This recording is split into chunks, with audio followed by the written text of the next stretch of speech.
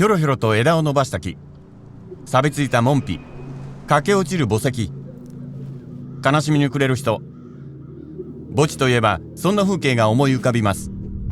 しかしそう遠くない昔、多くの埋葬地は賑やかな場所で花咲き誇る庭があり、墓石の合間を散歩する大勢の人がいました。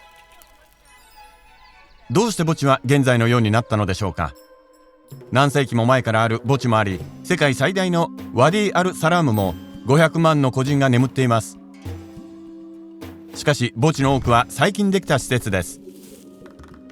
長い間人類の歴史上遺体を埋めたことなどなかったのです。古代には愛する死者とのお別れ方法がたくさんありました。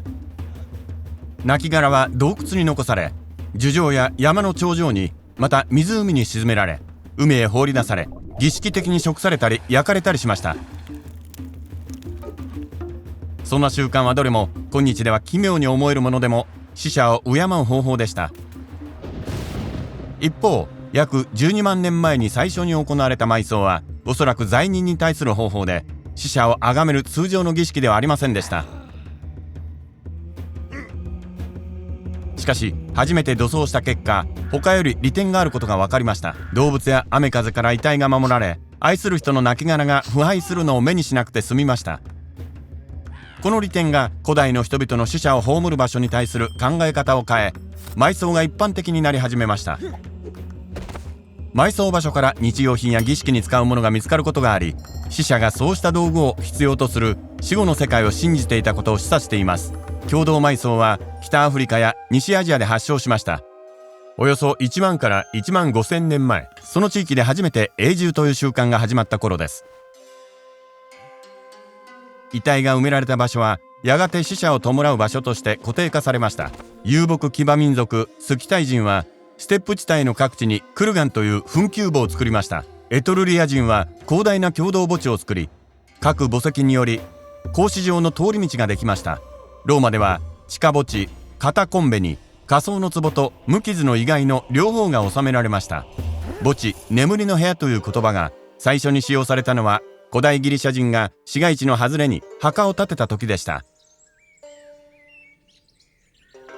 中世ヨーロッパの都市では、キリスト教会境内の風通しの良い広場が死者の眠る場所に提供したのですが、その場所では市場や品評会などが開かれたりもしました。牛飼いが乳の甘さが増すと信じて牛に草を食べさせたりもしました。産業革命に伴い都市が成長すると、市街地の教会の境内が手狭となり、代わりに広い墓地が郊外に作られました。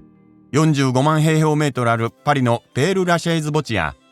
30万平方メートルのマサチューセッツ州ケンブリッジのマウントオーバン墓地は、美しく植えられた花木に彫刻が施された石や飾り立てられた墓が立ち並び、富裕な人々や権力者だけの贅沢だった墓石が中産階級や労働者階級の人々にも手の届くものになりました。人々が墓地へ行くのは葬儀だけではなく、記念日や休日、午後のピクニックに訪れたりしました。19世紀終わりまでに公園や植物園が次々とでき、墓地を訪れる人は減り始めました。今日では古い墓地の多くは閑散としています。墓地ツアーやコンサートなどにより人を呼び込んでいる墓地もあります。しかし古い墓地を再活性化させつつも、人は埋葬の未来を見直しています。ロンドン、ニューヨーク、香港などの都市では埋葬スペースが足りなくなってきています。まだ余裕があるところでも、墓地はそれ以外に開発や工作ができない土地を永久に占有しています。伝統的な埋葬には金属、石、コンクリートのような土壌や地下水を汚染する有害な化学物質が多く使われます。環境負荷への意識が高まる中、新しい埋葬方法が模索されています。多くの人々は火葬や関連する手段に転向しています。そのような伝統的な手段と合わせて、今では遺骨を宇宙に打ち上げたり、樹木の肥料にしたり、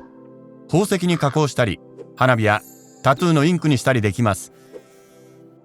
将来的にはこれらの選択肢に埋葬が完全に置き換わるかもしれません。墓地は個人を偲ぶのに最適な場所なのかもしれませんが、進化のプロセスの一環に過ぎません。死者を思い起こし尊重する絶え間ない進化の中の魅力的な歴史、宇宙空間の冒険、幻覚を及ぼすような哲学、体に関するありとあらゆる質問に対する答えなどなど、このチャンネルに登録して好奇心をキープしよう。